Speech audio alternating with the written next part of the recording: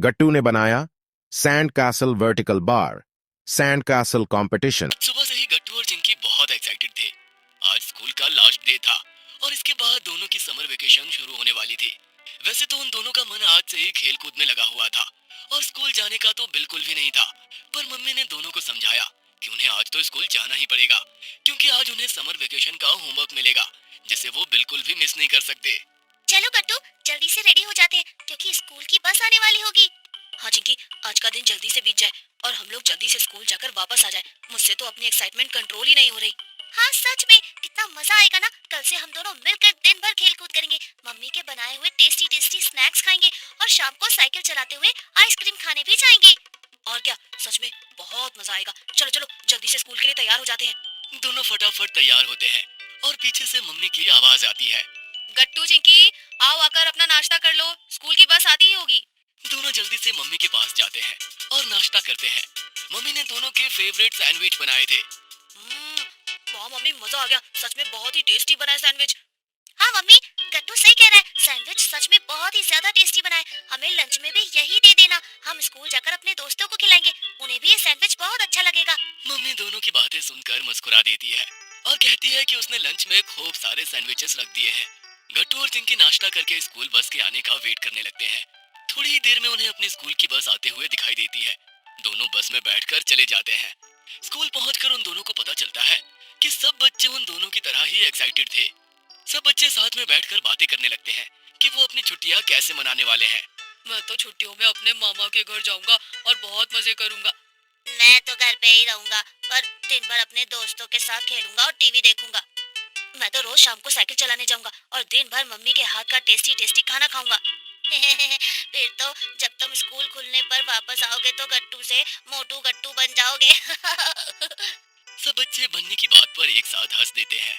तभी teacher class में आ गई और क्लास शुरू हो गई और सब बच्चे मन लगाकर पढ़ाई करने लगे। थोड़ी देर बाद स्कूल में लंच ब्रेक हुआ और गट्टू चिंकी साथ में बैठकर अपना लंच कर रहे थे। तभी चिंकी ने देखा कि एक चींटी बार बार टीचर की टेबल पर चढ़ने की कोशिश कर रही थी। थोड़ा सा ऊपर पहुंचकर वो धड़ाम से नीचे गिर गई। इसके बाद भी उसने अपनी हार नहीं मानी और दोबारा टेबल पर चढ़ने लगी। चिंकी ने ये सब गट्टू को भी दिखाया। उस चींटी ने लगातार 15 से 20 बार कोशिश की और इस वजह से बहुत चोट भी खाई, पर आखिर में उसे सफलता मिल ही गई। चिंकी ये देखकर बहुत खुश हुई कि आखिरकार छोटी सी चींटी टेबल पर पहुंच गई। तब तक टीचर क्लास में आ गई। उन्होंने गट्टू और चिंकी को ऐसे अपनी टेबल की तरफ इतने ध्यान से देखते हुए देखा तो पूछा, गट्टू चिंकी, तुम दोनों मेरी टेबल की तरफ इतने ध्यान से भला क्यों देख रहे हो? गट्टू ने पूरी बात टीचर को बताई। ओह, तो बताओ। गट्टू और चिंकी सोच में पड़ गए। वो तो बस उस चींटी को देख रहे थे, इसमें भला सीखना क्या था? मैं बताती हूँ। उस छोटी सी चींटी से हमें ये सीखना चाहिए कि चाहे जितनी ही मुश्किल क्यों ना आ जाए और भले ही हमें कितनी ही बार हार का सामना क्यों ना करना पड़े, हमें लगातार कोशिश करते रहना चाहिए। आखिर में हमारी कोशिश ही हमें जीत तक पहुंचाती है। गट्टू और चिंकी टीचर की बात को बहुत ध्यान से सुन रहे थे। स्कूल की छुट्टी हो गई और दोनों घर वापस आ गए। घर वापस आते ही दोनों ने अपनी शैतानियां शुरू कर दी और थोड़ी ही देर में दोनों साइकिल लेकर खेलने निकल गए। बताओ चिंकी, सबसे पहले कहाँ चलें? चलो पार्क चलते हैं, वहाँ बाकी बच्चे भी मिलेंगे, सब साथ मिलकर खेलेंगे। चलो, बहुत मजा आएगा। इतना कहकर दोनों पार्क की तरफ चल पड़े। पार्क के बीचों बीच एक बड़ा सा गोल एरिया था जिसमें बहुत सारी सैंड भरी हुई थी। बच्चे अक्सर इस सैंड से तरह तरह के शेप्स और कैसल बनाया करते थे। कुछ बच्चे इसी सैंड में उंगलियों से अपना नाम बना रहे थे। गट्टू और चिंकी भी उन बच्चों के साथ मिलकर खेलने लगते हैं। तभी वहाँ बन्नी आ जाता है और सब बच्चों को परेशान करने लगता है। बन्नी बहुत ही जिद्दी था और अक्सर बाकी बच्चों को बिना वजह परेशान किया करता था। मैं अकेला यहाँ खेलूंगा, हटो तुम सब यहाँ से। क्यों भला, तुम अकेले क्यों खेलोगे? ये पार्क तो सारे बच्चों के खेलने के लिए है, इस पर सबका बराबर का अधिकार है। बन्नी गट्टू की बात को अनसुना कर देता है और खेलने चला जाता है। गट्टू को उस पर बहुत गुस्सा आता है और उन दोनों की बहस शुरू हो जाती है।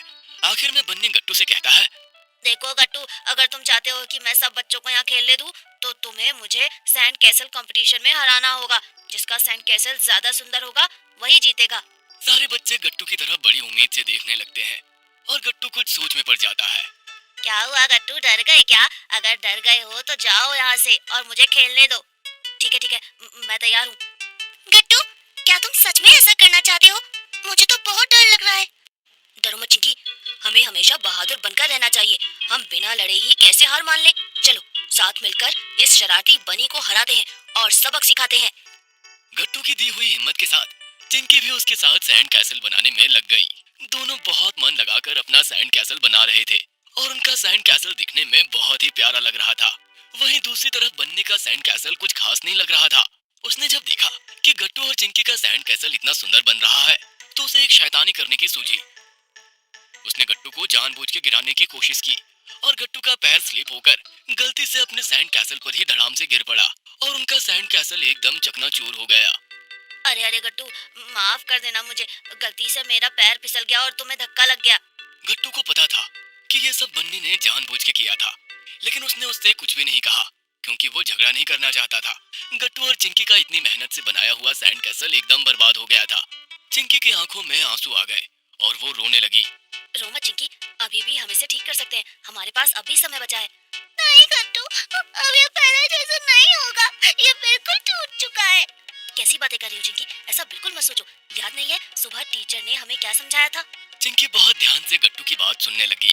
यही कि चाहे जितनी ही मुश्किल क्यों ना आ जाए और भले ही हम कितनी ही बार हार का सामना क्यों ना करें, हमें लगातार कोशिश करते रहना चाहिए। आखिर में हमारी कोशिश ही हमें जीत तक पहुंचाएगी। याद करो कि कैसे उस छोटी सी चींटी ने हार नहीं मानी और इतनी बार गिरने के बाद भी वो टेबल तक पहुंच ही गई। भले ही हमें अभी हार का सामना करना पड़ा है, पर हमें फिर से कोशिश करनी ही होगी। चिंकी को गट्टू की इस बात से एक नई हिम्मत मिल गई और दोनों फिर से मिलकर एक नया सैंड कैसल बनाने में लग गए। दोनों ने खूब मेहनत करी और बिना रुके अपना नया सैंड कैसल बनाते रहे। थोड़ी देर में उनका नया सैंड कैसल तैयार हो गया और वो बन्नी के कैसल से बहुत ज्यादा सुंदर था। सब बच्चों ने उनके नए सैंड कैसल की खूब तारीफ की और वो दोनों भी अपने नए कैसल को देखकर बहुत खुश हो रहे थे। बन्नी ने अब चुपचाप अपनी हार मान ली क्योंकि दूसरा कोई रास्ता बचा नहीं था। उसने सबसे माफी मांग ली और सब बच्चे फिर से साथ मिलकर खेलने लगे।